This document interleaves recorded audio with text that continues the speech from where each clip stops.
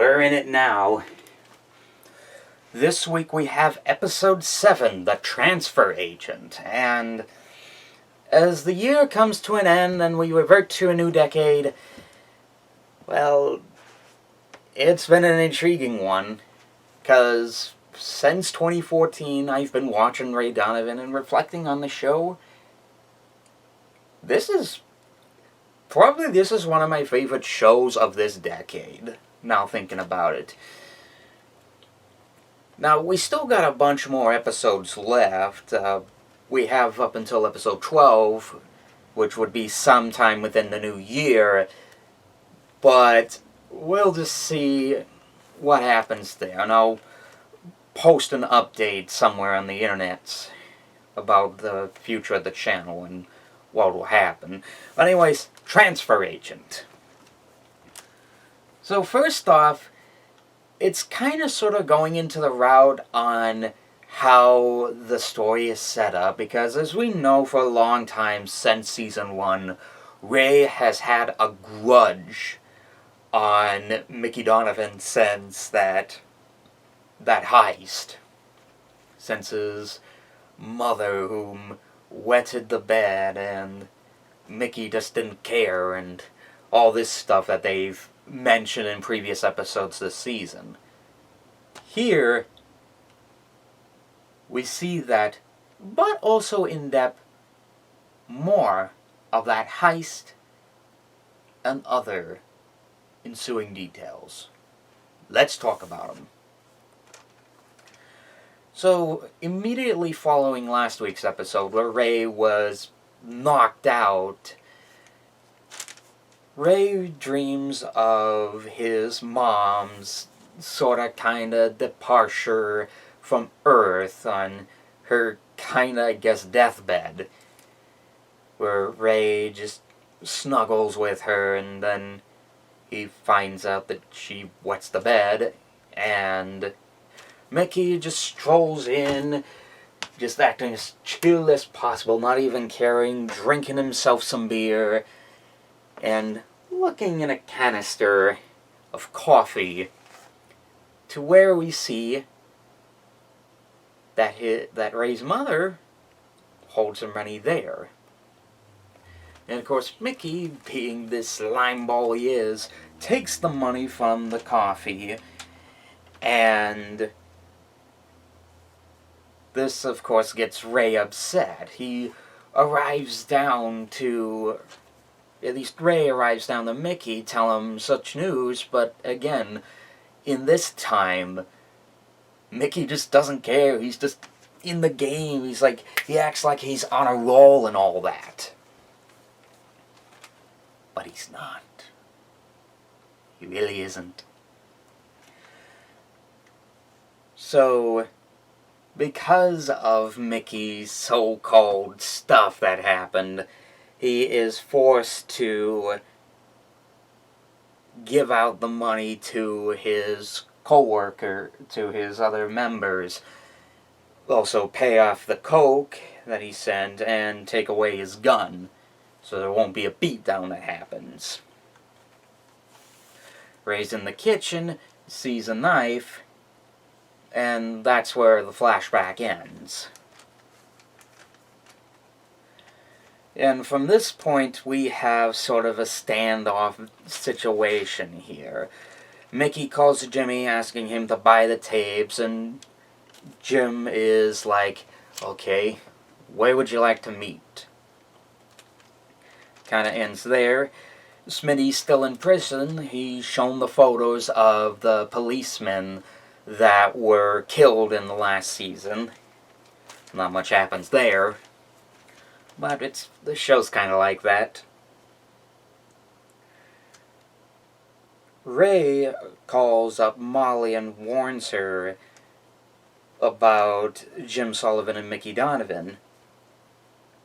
And Ray asks her where he is, but in a twist, Jim is kidnapped under their eye.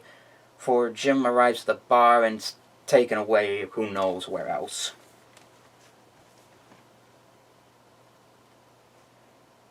So, basically, he's taken to a hotel room where present-day Mickey and Daryl and Sandy are, as we cut to a flashback. Yes, it's gonna be that season again. The one thing that everyone just didn't like out of Season 5, it flashing back to Ray and Abby's past, which everyone at that point really didn't like Abby and didn't like all those flashpoints happening. But here, these flashbacks are sort of a vital importance to the story because this focuses on the heist and a few other subplots. So what happens? Well, in the flashback, Mickey talks with his crew to find a way to get rich very quickly by pulling off the heist. And basically he talks to Claudette and a very young baby Daryl. Yes, Daryl. Because it happens. And while the members of his crew are arriving soon enough, Mickey shows one of them his new stereo system, because it's the 70s. If you had a stereo, you were a badass. But yeah, members of Larry and Doyle and Jim, the people that we've seen from either the past or this season, he basically talks about the heist, ready to prepare for everything, unknowing to Mickey that they're being taped. Oh yeah, that's where the tape plot comes in. Because the camera essentially just pans down from the crew over to where there is a pile of audio tapes are at that are capturing the moments that they're talking about this heist, almost like a setup. And that's what it is. It's a setup. For they arrive at the car, they try to rob it, but it turns out they went against Mickey's back, and Mickey is arrested, tries to go out guns a-blazing, but shot in the leg, and taken into jail. At first, like, as this flashback ended, I thought, okay, so maybe he was put in there, and that's kind of where the story follows up. Ray is upset that Mickey wasn't there, and from there, the first season kind of sort of begins, and whatever. There's more to it, and from what I've seen of the preview that played at the end credits, there's more. So, let's cut to a portion of this story. Molly winds up visiting Ray, which they're at the bar where Jim Sullivan was kidnapped, and it cuts to a young Ray Donovan, whom is wielding the knife that he was staring at in the kitchen in the beginning of this episode, trying to look for Mickey, as Jim just steps in and tries to calm him, talk about Mickey and this whole situation.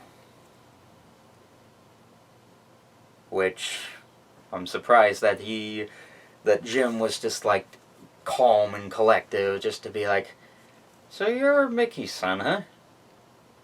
Alright. Come, sit. Let's chat about your father.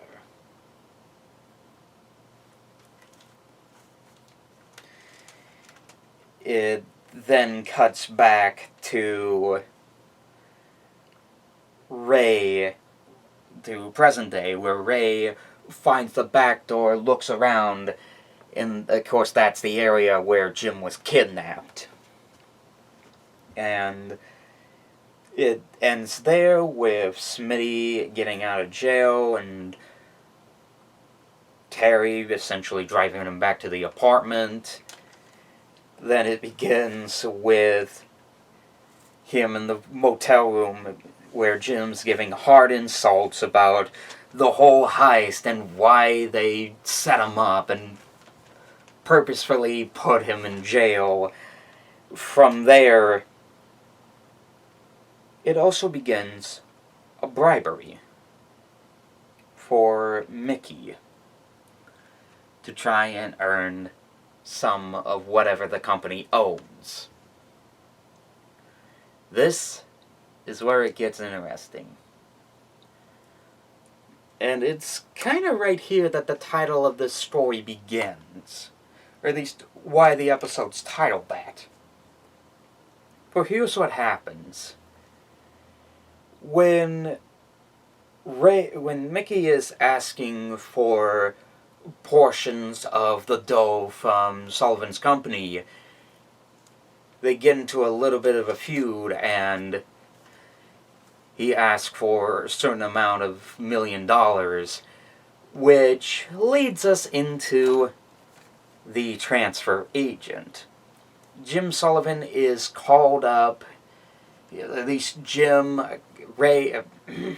Mickey calls up the company and speaks to the agent, to which Jim Sullivan is forced to approve the transaction.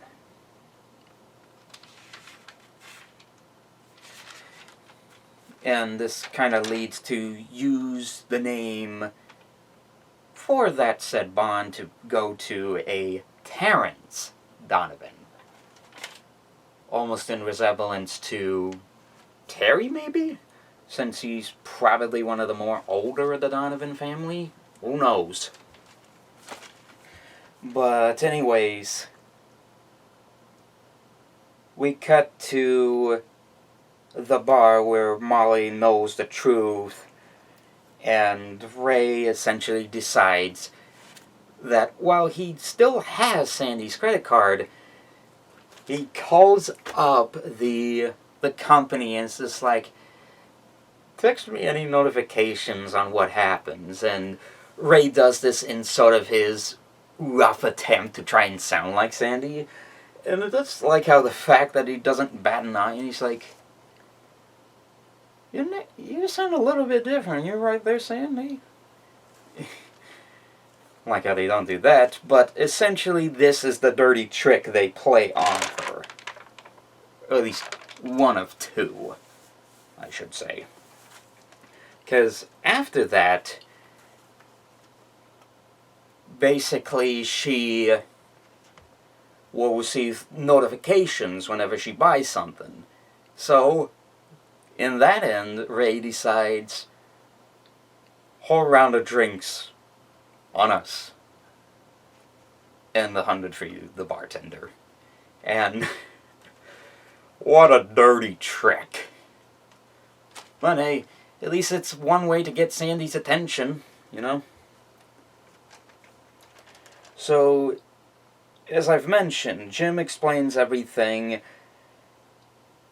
to, like, every plot point that led to what we saw in the episode, and why Mickey had to pay up and have his gun taken away by the other members.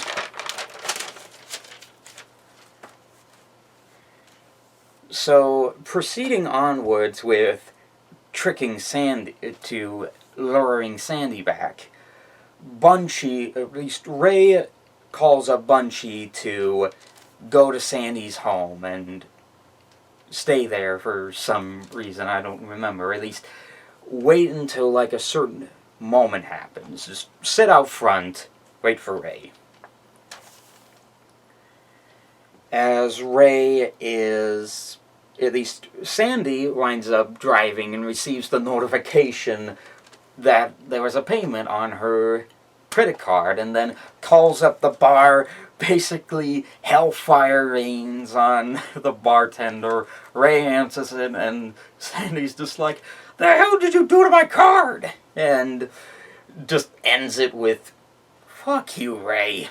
Hangs up, and of course, here's the next thing that happens. The transfer agent signs the money away. Ray drives into where the firm is at, and the agents are about to leave. Molly tries to stop them in place, but the agents are trying to prevent her from going, or at least trying to just get her back home and not say a single word, because the transfer agent isn't going to say anything. Ray basically intervenes and just beats the guards up, and nearly killing one to death. I mean, there's one point where he just takes a Frotto stick and stabs it in one of them. At least stabs it in the leg, and it's like, oh, God.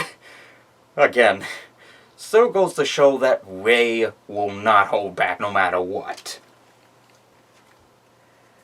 And of course, while Terry has Ray's car, Terry calls Ray, gives him the address on where he's currently at, and just as he's about to shoot the agent, Terry basically just pulls up, stops him in place, and soon enough he hops back into his car, and following in Bunchy waiting at Sandy's home, Ray arrives and basically is about to set at least a small portion of her house on fire as a means of a distraction, something to intervene her, and Ray just to step in and try to ask her what on earth's going on. So basically Bunchy's given the word to call the fire department once Ray sets it on fire, and wait out for a certain moment. And then cuts to Daryl, where he meets up with the transfer agent to grab the money.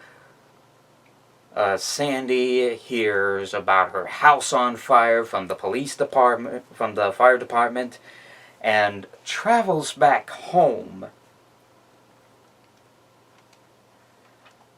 where Ray basically just stands behind her without the fire department knowing it, and winds up asking questions on what is Mickey doing?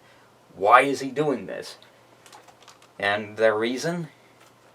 To rebuild their legacy. Which Ray, he doesn't care about the legacy. He doesn't care about all of this stuff that Mickey Donovan's been pushing forward for these seasons. Mickey can pull off some crazy stuff here and there in the show, and a lot of the time it just backfires on him, like pure backfire. It then winds up cutting to Bridget confronting Smitty about the lies, and Smitty is mad as ever, having to tell that lie to the police, storms off. That's where it ends. And from there, it falls into the scenario while the house is set on fire and Sandy arrives and Ray convenes, wrong character. Bunchy sneaks into her car and grabs some of the stuff out of there, which is meant to be, I think, the cassettes, all those like audio tapes on the confessions from years and years ago. Daryl arrives at the hotel with that money bond, but as he thinks about it for a few seconds, he just, in a quick second, he's just like, screw this, and runs off with the money and doesn't answer any of Mickey's calls. So Ray finds the hotel room, barges in, stops Mickey from killing Jim Sullivan, and Mickey gets away as Ray unties him, and we cut to the final flashback for this episode, which I think is, at least when I saw it, the big motivation point of why Ray hates Mickey so much, especially after all of this, why it happens, this long feud question since the beginning of the show, why does Ray hate Mickey? And all of this is the answer. This episode. Because essentially Ray is down in the kitchen, Mickey arrives home, bailed out of prison. It cuts back to... not cuts back, essentially... it's Ray just essentially... or at least young Ray, he stares and stares and stares, doesn't answer Mickey, and that's where our episode ends. Yes, the transfer agent.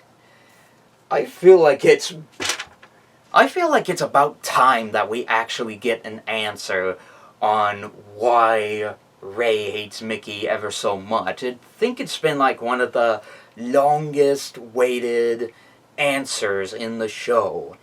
I'm not sure what any of the other questions that some of the Donovan, or I should say, Dono fans are asking, but that's definitely, I think, one of those questions, is why did this happen? Why does Ray have a grudge against Mickey so much? And that's why. From what I've seen next week, we're probably going to get a lot of more of these flashbacks to see what else happens, which ought to be intriguing to see how all of it plays out, because I'm excited. I'm excited to see how farther the motivations will be for the heist and Ray, and how they came to be who they are, and all that. That'd be exciting to see. But we also get a small glimpse of Daryl with that bond from the transfer agent hiding in another motel. There's too much to look into and too many answers to look forward to, but that'll be in the new year and decade.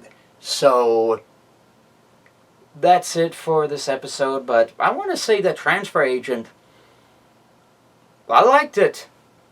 Solid 5 out of 5. It was really great, and I especially love how we got the answer. As I've mentioned before many times in this episode review. But if you have seen this episode, what your thoughts are down below. And I just want to say right now, Happy New Year's to you and yours. Look forward to any new videos that will come out.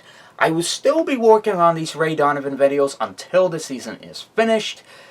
If you want to try and keep up to date with whatever I'm on, you can check me out on YouTube and Twitter. It's under the Ferb Guy and whatnot, but it may be listed as Pony with a Stripe Hat on Library, or depending on where your location is. But anyways, enjoy the episode, whatever your thoughts are. Happy New Year, and see you guys next week. What an interesting new decade it will be for everyone, I guess.